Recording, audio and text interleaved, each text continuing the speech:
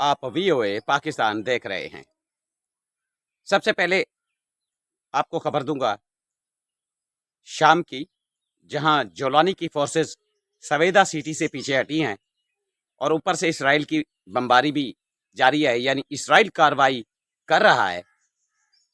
इस खबर को आगे चलकर आपसे शेयर करता हूं। और दूसरी खबर, पाकिस्तान में जो सूरत हाल है, जो बारिश हुई है और इससे जो तबाही आई है, आपको चलकर आगे तमाम इस खबर से भी आगाह करता हूं। मेरी आपसे रिक्वेस्ट, मेरे चैनल को लाइक करें, सब्सक्राइब करें और कमेंट सेक्शन में अपनी राय का इजहार जरूर करें।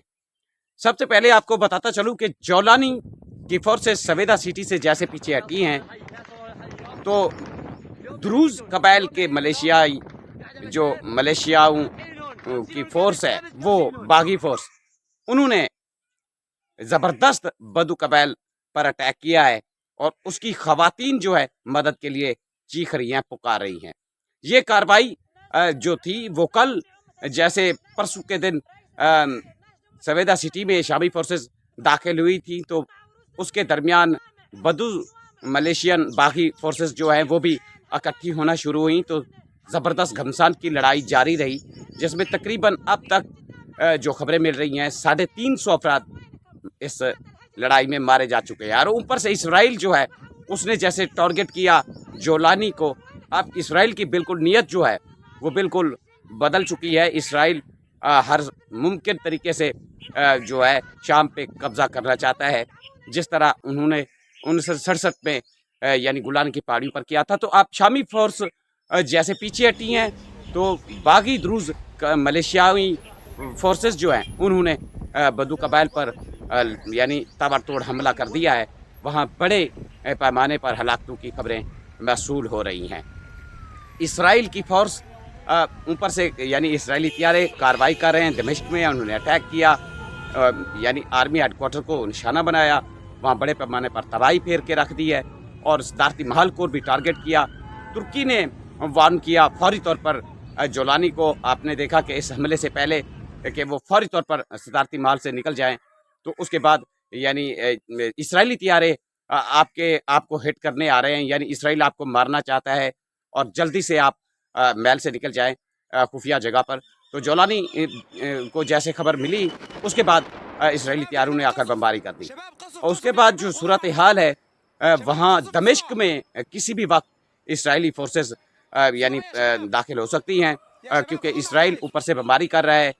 उसका यानी उसकी सोच के मुताबिक कि इस तरीके से बमबारी करके वो जोलानी का यानी खात्मा चाहता है और दमिश्क पर कब्जा करना चाहता है। और इस तरीके से वो इसराइल जो है शाम की यानी जो ज़मीन है द्रूज कबाइल के साथ मिलकर कब्जा करने की फिराक में है। और दूसरी तरफ टर्की पर भी वो उसकी नज़रें जमी हुई हैं। ये ताज़ा तरीन अपडेट्स थी, मैंने आपको दिखाई। ये कुछ वीडियोस भी हैं जो चल रही हैं स्क्रीन पर, आप देख रहे हैं। तो अब पाकिस्तान के हवाले से खबर कि पाकिस्तान में जो सैलाब आया है, जो बारिश आई है, इतनी शदीद बारिश हुई है पाकिस्तान में कि जैसा कि आप जानते हैं कि हमारे पास कोई इससे निपटने के लिए कोई इतना मजबूत तरीका है नहीं, क्योंकि जो ये बारिश और ये तूफ़ान इसकी जो पेश गोई थी, हमने उसको सीरियस भी नहीं लिया। अब जबकि सूरत हाल है, पहले तो देहात डूबते थे, अब सिटीज़ डूब रहे हैं, यानी शहर डूब रहे हैं। इस्लामाबाद, पिंडी, ये वीडियो मैं आपको दिखा रहा हूँ। तैयब उर्दुगान इंडस बाईपास यानी रोड बैठ गई है, तो ये वीडियो चल रही है, आप देख रहे होंगे। बड़े पैमाने पर तबाही है। हमने क्या किया, हमने कैसे तरक्की की, ये विजुअल भी आप देख सकते हैं कि किस तरीके से इस यानी फ्लड वार्निंग को जो है अलार्म किया जा रहा है, आवाम को पैगाम दिया जा रहा है। 100 साल पुराना तरीका, आप अंदाज़ा कर सकते हैं कि कितनी तरक्की की है। जब दुनिया चाँद पर पहुँच गई है, तो इससे लगता है कि हम जो है वो चाँद से भी आगे चले गए हैं।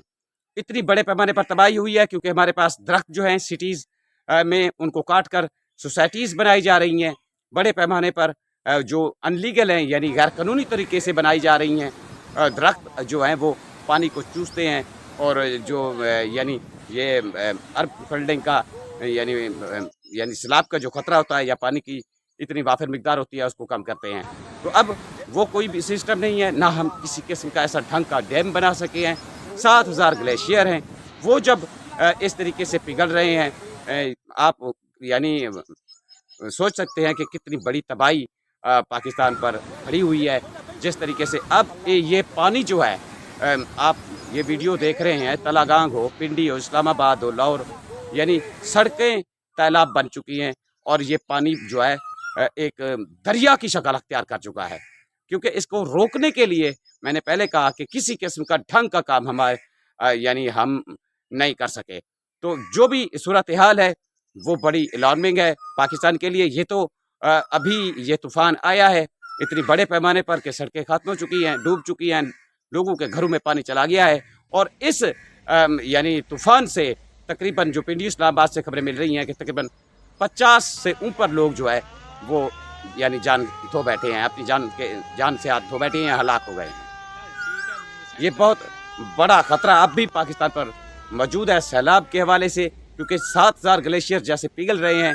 तो आप अंदाज़ा कर सकते हैं कि आने वाले दिनों में इससे भी ज़्यादा तूफ़ान या इससे भी ज़्यादा बारिश, और जो क्लाइमेट चेंज है आप उससे भी देख सकते हैं कि कितनी तेज़ी से वो ग्लेशियर पिघल रहे हैं। इतनी तेज़ी से फिर सैलाब भी आएंगे। पहले तो ये देहातों में आते थे, अब जो है वो ये बाकायदा तौर पर शहरों में घुस चुका है पानी।